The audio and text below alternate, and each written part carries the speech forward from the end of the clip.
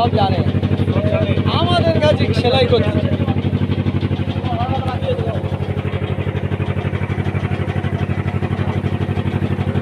ট্রলারে সব যাত্রীগুলো যাচ্ছে, 11টায় ভেসাল। মানুষ খুব সমস্যার মধ্যে পড়ে আছে, নদীর ওপারে এপারে যেতে আসছে তো পুরো চড়া পড়ে গেছে।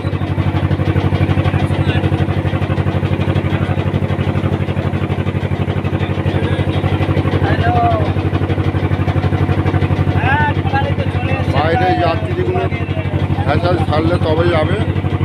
এগুলো সব গ্রামের যাত্রী।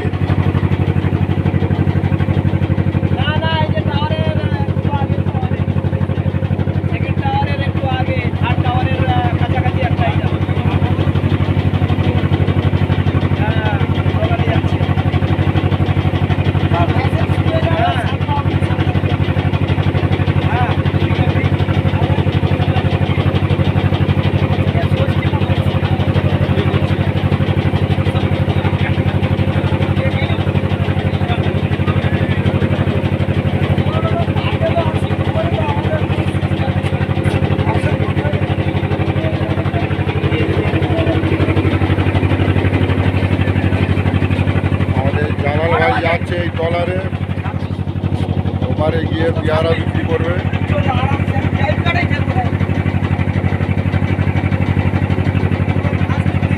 এনার বড় ছেলে চাকরির জন্য খুব ব্যস্ত হয়ে আছে, চাকরি এখন হচ্ছে না, লেখাপড়া ভালো শিখেছে, গরিব মানুষ।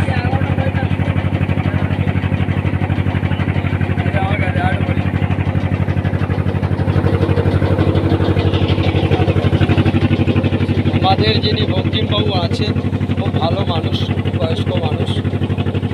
অতএব আমরা যে টুকিটাকি একটা ছোটোখাটো বিজনেস করি, পেয়ারা বেচে আমাদের জীবিকা নির্ভর হয়, তার জন্যও আমাদের যাওয়া আসা খুব সমস্যা। কন্টিনিউ যাতে ভেসেল চলে, কারণ জোয়ার ভাটার মধ্যে থেকে তো কন্টিনিউ তো চলতে পারে না। আর দিদিমণির সঙ্গে আছেন, 2025 সালে হয়তো বিধানসভা হবে, উনি অনেক ভোটে জিতবেন। অতএব আশা করি যাতে সাগরদ্বীপের মানুষ সুস্থ থাকে, ভালো থাকে, তাদের যাতা আসার সুবিধা মতো বঙ্কিমবাবুর সহযোগিতায় আশা করছি খুবই ভালো ব্যবস্থা করে